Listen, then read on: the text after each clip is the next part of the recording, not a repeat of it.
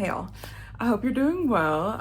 Today we're going to be talking briefly about this one book I just read like a week or two ago called Midnight on Beacon Street, and I found this book I think on Pinterest like last year, and I put a hold on it and it randomly came through a couple weeks ago.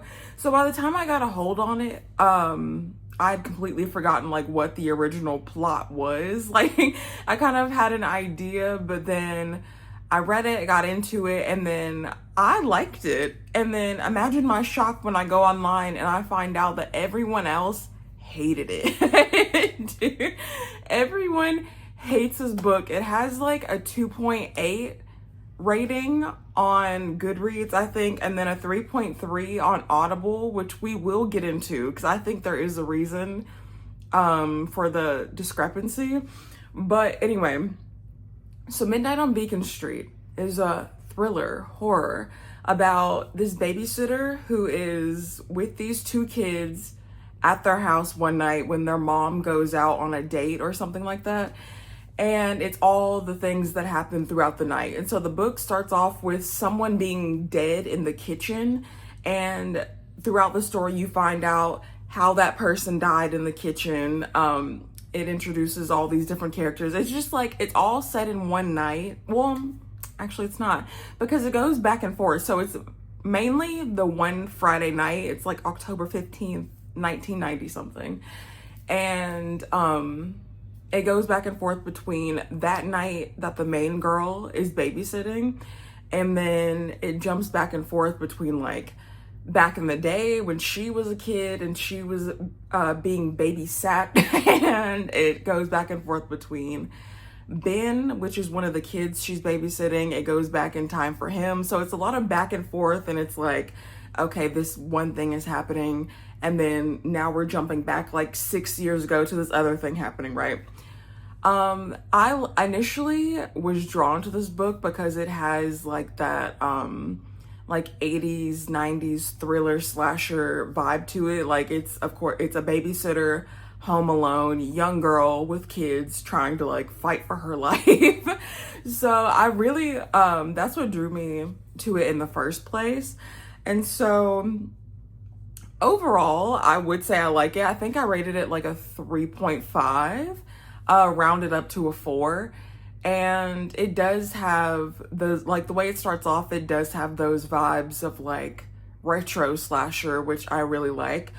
But yeah, there's a lot of issues people had with this book. A lot of hardcore thriller horror fan, which like I am too, and I thought it was fine, but a lot of hardcore thriller horror people were like, this is a disgrace, this is an abomination, and you can't call this thriller horror. And I was like, well, I thought it was like kind of good. Like the thing is, I feel like the initial plot is so good. I love the concept of like slasher, like all these kids have to kind of like fight for their lives. Like I think that's a good premise, and it's like set in the 90s, so it's like no modern technology. They have like landlines. They don't have security cameras, none of that. So I like the retro feel of it. And for me, I read like 90% of this book like as an ebook. So I physically read it, and then for the last like 10%, maybe like 100 pages, 80, 100 pages, I listened to the audiobook just because I was busy and I wanted to finish the book. So I found the audiobook. I will say the audiobook really added something. I think that's why, like I said earlier, how on Audible it has a 3.3, but on Goodreads and like on other book rating sites it has like a 2.3 or like a 2 point something. I think it's because the audiobook kind of made it more engaging, or like it added a little something extra to the story. I could see how if you were just like reading it, how you could get bored, because it's kind of like, you know, that one Riley Sager book, that Home Before Dark, how that story goes like back and forth, like future past, like something in the present happens and then it jumps you back to the past to like connect something. It does that. And I do see how that could get kind of repetitive, because there was a few times where like we jumped back to the past and I was like, okay, like let's move through this a little bit. So if you're someone that doesn't like multiple POVs and kind of like time traveling, you would get annoyed by that. And something that I wrote in my notes right after I finished this book was that the main character, okay, so the whole thing about the main character is that she is obsessed with horror movies, right?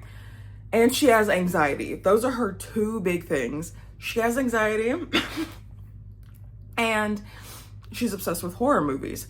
So every chapter, every page, it's like her talking nonstop about like, oh my God, I'm like so anxious all the time, but I love these horror movies. I love Halloween.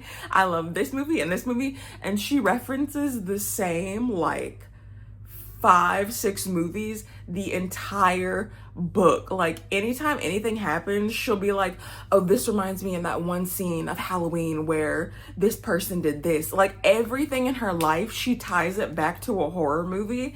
And it got to a point where I was like, okay, like we get it. Like you have anxiety, you like horror movies. Great. We got it. I feel like that was one of the things that really annoyed me personally, was like, sometimes she just brought it up like so much. Like it reminds me of how, if you've ever read Sarah J. Maas, you know how in all of her books, there's like one word or phrase she'll say over and over and over again in every single like paragraph, chapter. She keeps saying it.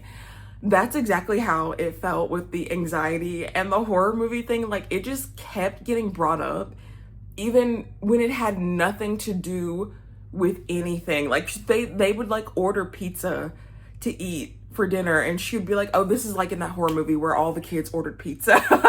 Like it's like, okay girl, not everything needs to be about the horror movies. So that was my main issue, how much she brought up her anxiety and her horror movie obsession, because it wasn't that relevant. Like it was like her personality and her hobby, I guess, but I feel like it was brought up way too much. And that was my main issue with it. Other than that, like I thought it was perfectly fine. I liked the vibes. I wanted to see how things turned out. I wanted to know like who got murdered and how and why.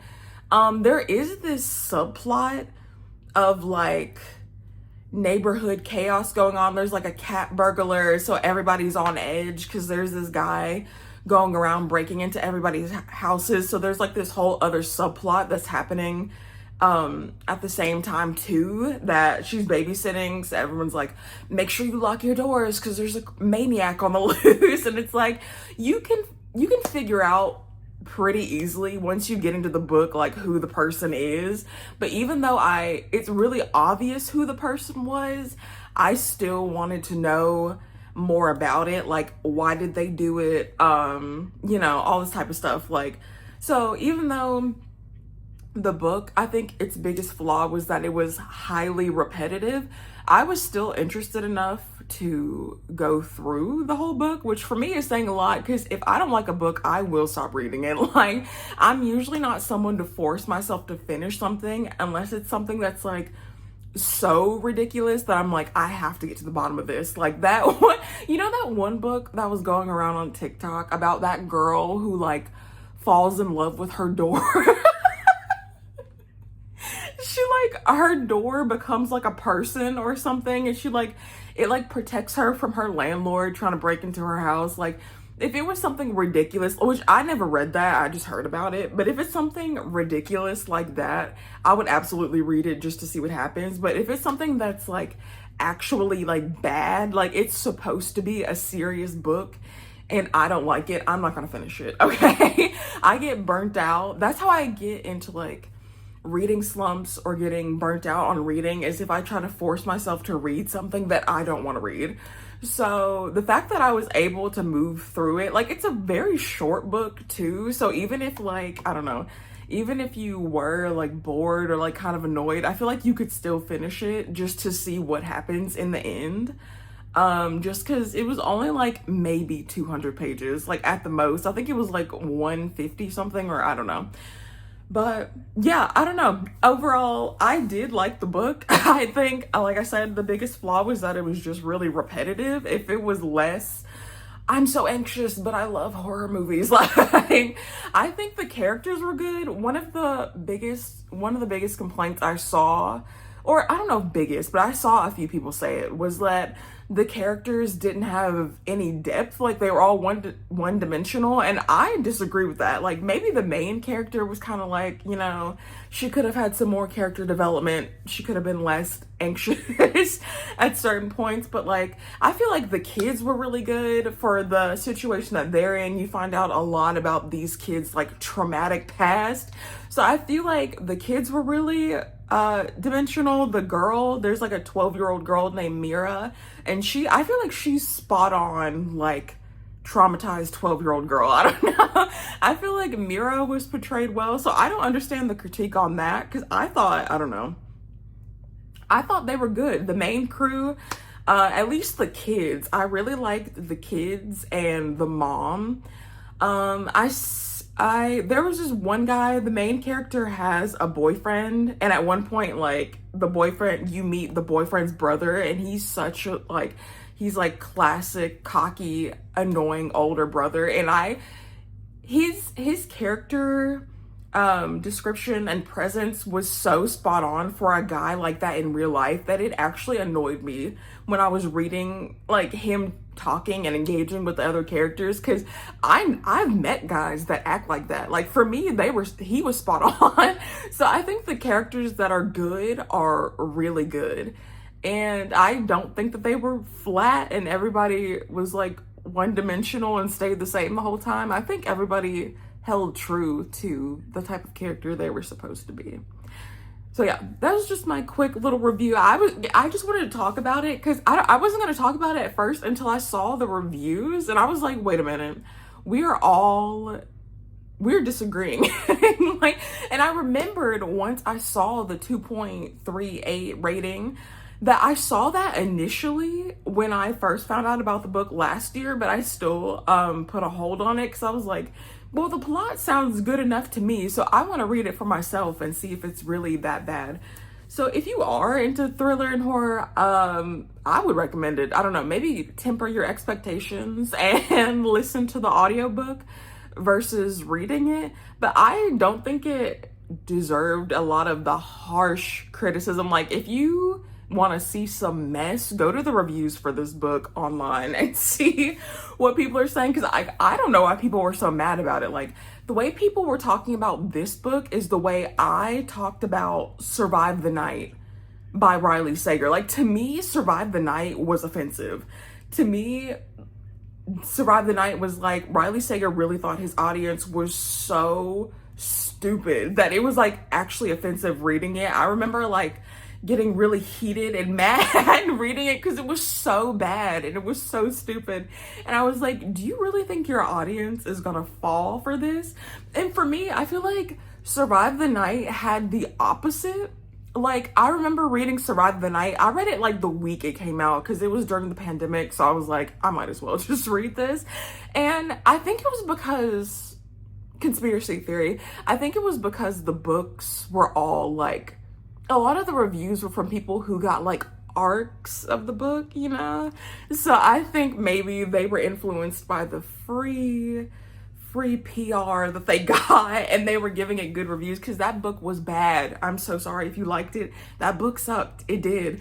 And that's how people were acting like this book was. I was like, no, if you want to read a bad horror thriller, please read Survive the Night. If you really want to be mad, because that book to me was offensive. And yeah, I don't know, I would read this book 30 times over. I would never read Survive the Night again, unless, you know how like on Libby and like other ebook things do this too, where you can write notes. I remember like furiously, because I read it on my phone, like furiously typing out notes, being like, what is this? I would only ever go back and read it so I could reread my notes and be mad like all over again. But anyway, that was the review. My review slash, I just want to talk about it and see if any of y'all have ever read this book. And if you did, what did you think about it? Midnight on Beacon Street. I liked it. 3.5. It could have been worse. It could have been better, you know? I feel like it had a lot of potential and it didn't fully live up to that potential, but it wasn't awful. So I don't know.